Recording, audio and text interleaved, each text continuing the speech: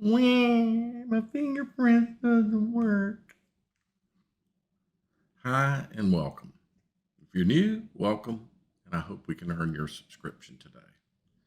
I'm sorry, but I had to open it up with a whine because too many times people whine about something and then never try to find a solution. They take the attitude of, well, it shouldn't be that way. And then they'll just let themselves be miserable with working with whatever it is instead of trying to find a solution. So, my approach to things is that if I use something and I'm going to keep using it, then I got to find ways for it to not be a problem for me. So, when it comes to this fingerprint issue that is a legitimate issue, and I'm going to go through the video and show you techniques to keep it from being a legitimate issue. I just started noticing what the issue was, and then said, well, what can I do to keep this from being an issue so that point doesn't annoy me?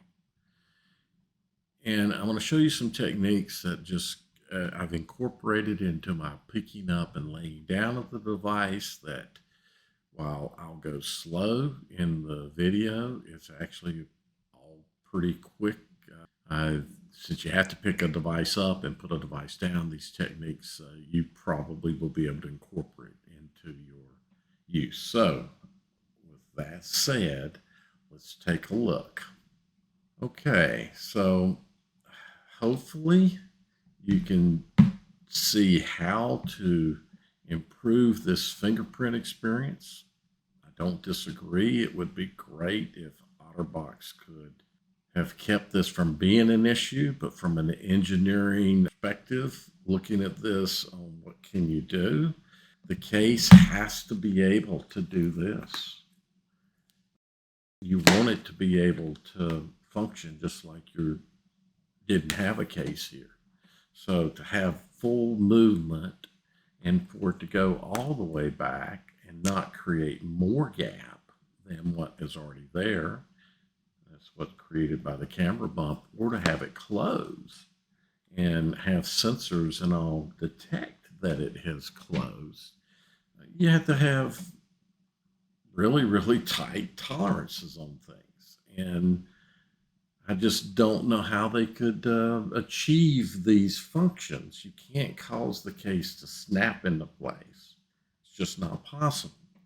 If you start putting material down here so that it can snap into place, at least I think, I don't know, there can be something done there.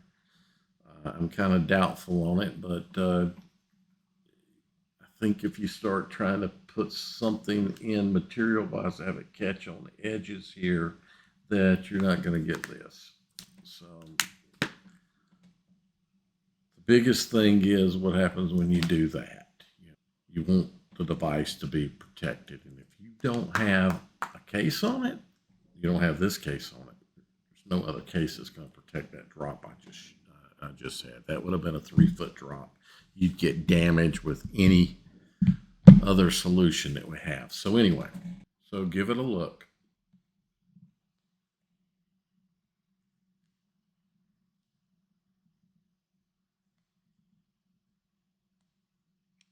How do you prevent that from happening? Well, the first thing I'll mention is that in that situation, what I did to make it work was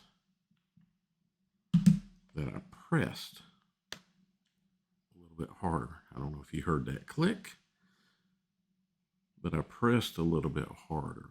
Now, this video is going to be how to improve this overall experience to where maybe 90% or more of the time you'll be completely successful.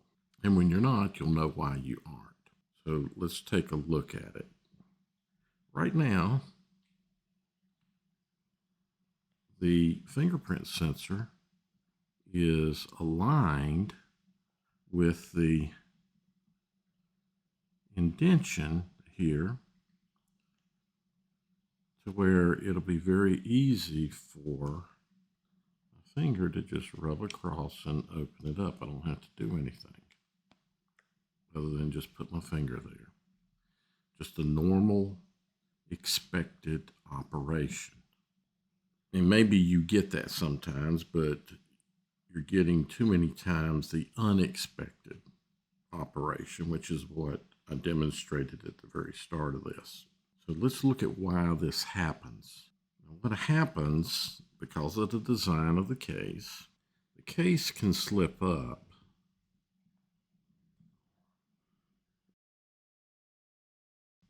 It's real easy for the case to get just a little bit of slip. But to get a lot of slip like this much, you really have to pull it. But it's not difficult for the case to slip slightly. And it only takes a slight slip to get it to where this is not flush. Now, if they're still lined up, a slight press will push it down. It'll slide down and your fingerprint will activate. And you may not even know that you've done it.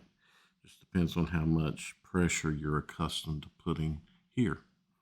If you're accustomed to doing it like you did with the case not here, then it's probably not going to push it down. But what can happen also is that while it's very rigid right here, the overall rigidity, say from here down to here, and I'm talking about this way and this way, is not as much. So this case can go this way just a little bit.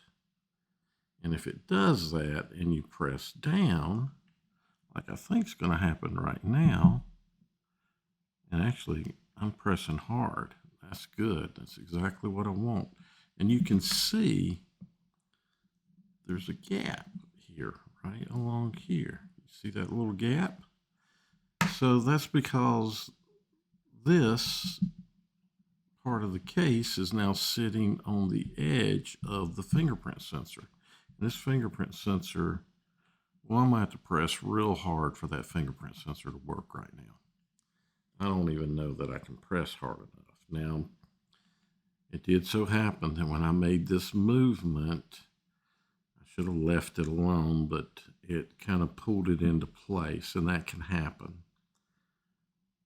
But I'm showing, I did demonstrate to you there what happens. And you get in situations that no matter how much you press, without doing some movement one way, this way, or this way, it's not going to go down. That does happen. So the purpose of this video is to show you how to overcome that and that not be an issue, or to be an infrequent issue. So what I do, right now it should work, and it does. So what I do when I'm finished with the device is I put my fingers up on the edges here, and I just kind of wiggle wobble a little bit and press down. Right, then I may go right here, and I heard it click a little bit, just to make certain that I'm putting everything into place. Because what can happen, I think, when you go to close is that it can slide a little bit. And it doesn't take much. So the specifications of tolerance this way, when I'm saying this way, I mean, and I'm going to let the pen point the direction.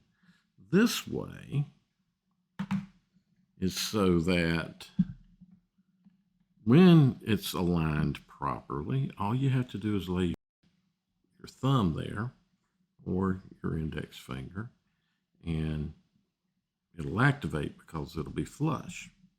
But you get situations like right now, it's not flush. I have to be careful because it shouldn't be flush because I was pressing down on these parts here. And these parts are further out than this, and that's to protect this area in a drop. So these are all little things you have to think about as you're closing, you have the potential to move the case this way. And then when the case moves this way, it can also slightly move one of these directions and thus catch on the fingerprint sensor. So again, when I pick it up, I just take a second to, and yes, I know it's more than a second, it's a couple of seconds, to align it like so, and then lay it down. And then when I pick it up, I do the same. I'll just kind of do like that to make sure everything's pressed down, that my movement of picking it up didn't cause it to slide a little bit. And this should get you into the 90% or higher success rate. I cannot tell you that I 100% get around this issue, because that's not the truth. So those are the techniques that I use to keep that from being a problem. I hope you found that helpful. If you have an Otterbox Riveter case, if you did, thumbs up. Sure, give me some comments, share. Hopefully you did find it helpful. Give me those comments. Give it a like, please. The Google algorithm likes those likes. Subscribe. If you haven't subscribed, please subscribe. You can click the bell notification for when videos get uploaded. And finally, thanks for watching.